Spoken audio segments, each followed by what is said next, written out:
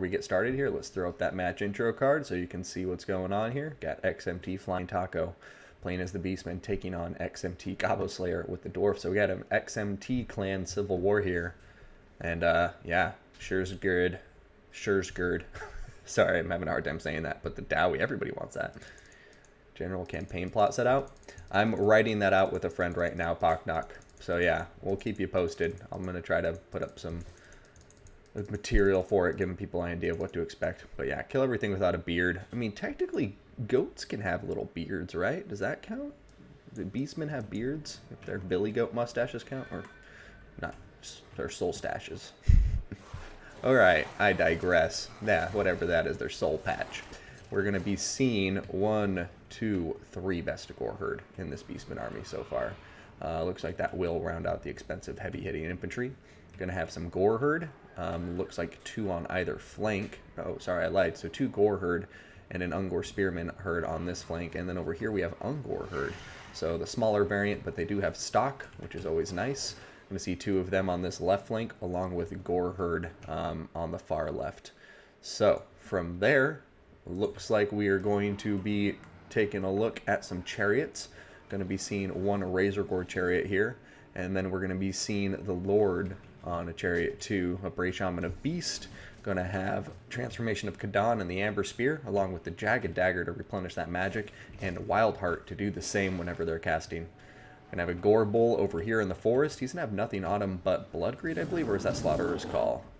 Yeah, it's Blood Greed. So he doesn't even have the AoE effect on him, the Slaughterer's Call, which is kind of interesting. It's a very powerful weapon, but we'll see how this Gore Bull does in combat against the Dwarf forces. Usually don't see him in here, especially without his AoE buff, since that beefs up the units around him.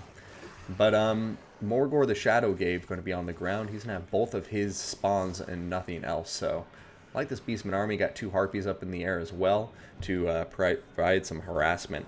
Now, for the Dowie, I'm hoping they don't forget the Grumbling Guard out here. So we have the Grumbling Guard, ROR Longbeards with great weapons who replenish the vitality, so not vitality, sorry, the vigor of their friendly units in an area of effect. Going to have some Longbeards here. Looks like 3 of them, 4 of them. How many Longbeards does they have? That's 1, 2, 3, 4, 5. Does he have 6 Longbeards then? Yeah. I need to consult the rules.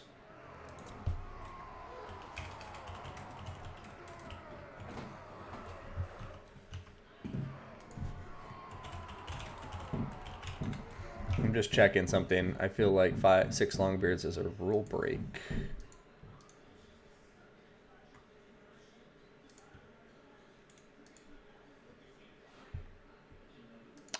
Not to be the bearer of bad news. Going down on the dwarves here. Okay, no, they're listed separately. They're good.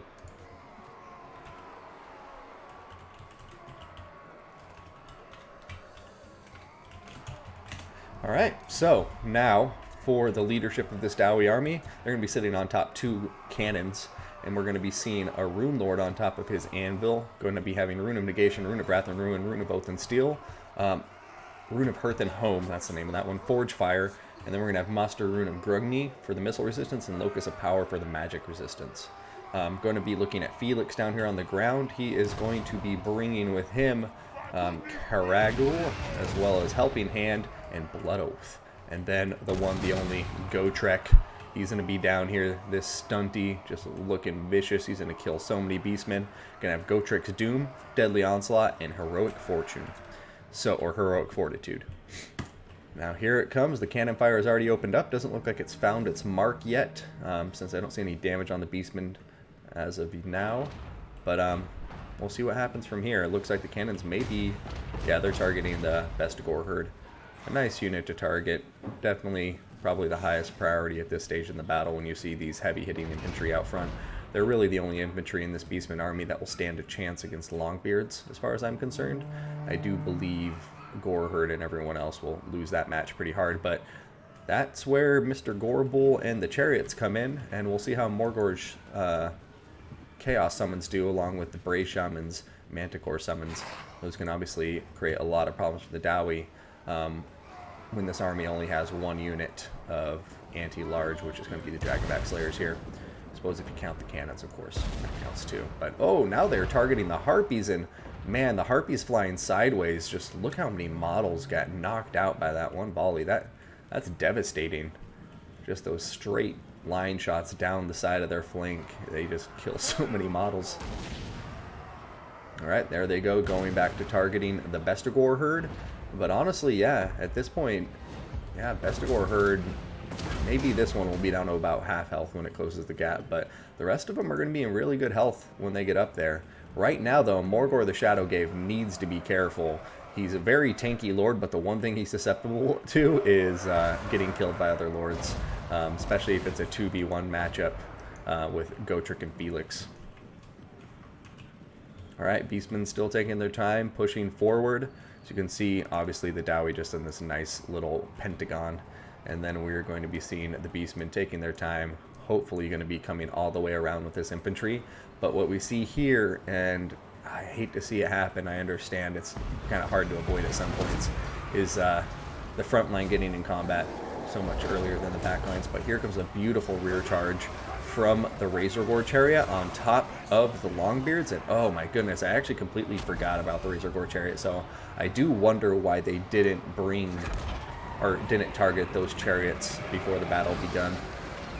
In hindsight, I would say that would have been better than the Bestigor herd. Here comes the first Manticore summon now, and I actually like how these Chaos Spawn were used. Like, clearly they were just sent to die, but they were summoned back here, and it's completely tied up the Dragonback Slayers, so the frontline engagements can be won by the Beastmen fairly handily, except for Morgor taking a ton of damage to Gotrek and Felix.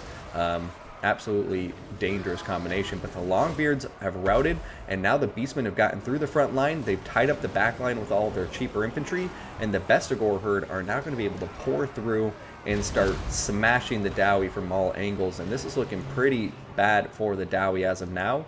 Gotrek and Felix are still alive, so obviously not over yet, but in terms of how the regular unit battle is going, it does seem very, very much like they're going to have a long, hard battle here, because look at this, even Gotrek, he's so tough and he's so tanky, but, oh, one hit on top of the Razorgore chariot, I think that's to get out of there, but he's just taking so much damage now, and already we see Felix over here is terror routing, and a really good play here from our Beastman player, Flying Taco, making sure he spares an Ungor herd out here to keep on chasing Felix off so he can't regenerate the HP of nearby Dowie heroes.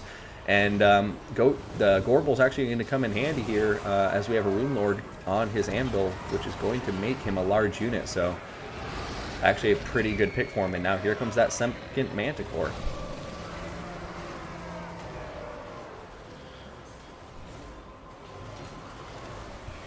Oh, Manticore is going after Gotrek. Gonna knock him down.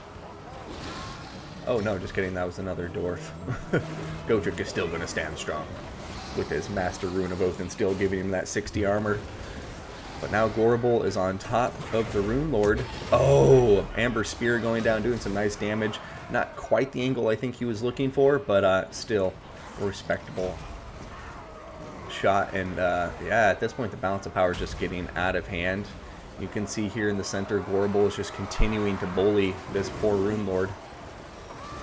He's trying to get out. Oh, Manticore decided to dive in for a shot now, and yeah, the Dowie army is just looking really, really rough right now.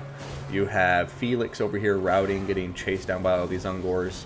You have poor old Gotrek over here in the middle of a ton of units, and now Gorbel's even come over to get a piece of them.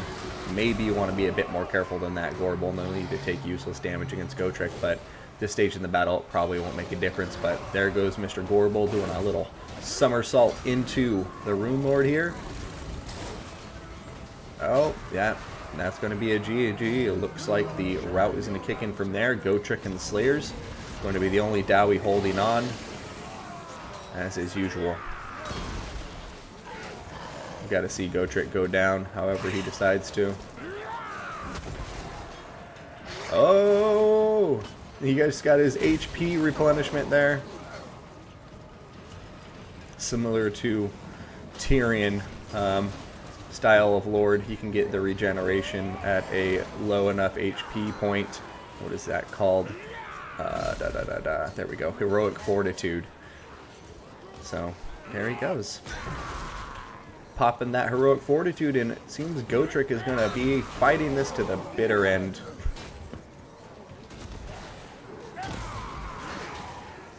He is the most legendary Slayer of all after all, so no way this guy's running away. He wants something to kill him.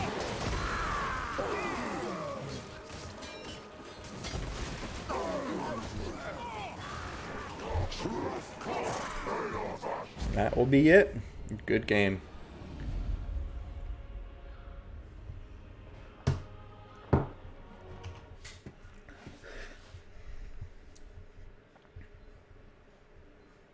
Certainly an interesting formation. Yeah, that was a rough one for the Dowie. I mean, it just seems like Beastmen got their number. But looking at the kill counts across the boards here, I mean, Dowie clearly got some good damage in. Their frontline engagement, I mean, as soon as that was over, it was game over. Because as soon as those two front beards in the front line fell, yeah, I think that was it from there. And I want to give credit there to Flying Taco, though. I think him using his first Chaos summon, right there, summoning the Chaos Spawn on top of the cannons and the Slayers, although they didn't do much damage, I think that is what allowed him to win the frontline fight so convincingly, because whereas normally you would be seeing all of those all of the Dragonback Slayers diving forward as soon as they saw, you know, chariots and stuff coming into the front line, they were in the back line, and they were just killing off some Chaos Spawn, not taking any damage, killing off an enemy unit, so clearly getting some value, but it's a summon, and I think it actually bought him a lot of time there to work with his Razor Gore Chariot in conjunction with his Bestigor Herd to win that front line in a very convincing manner. So, great game to both players, and we'll see what happens in round 2.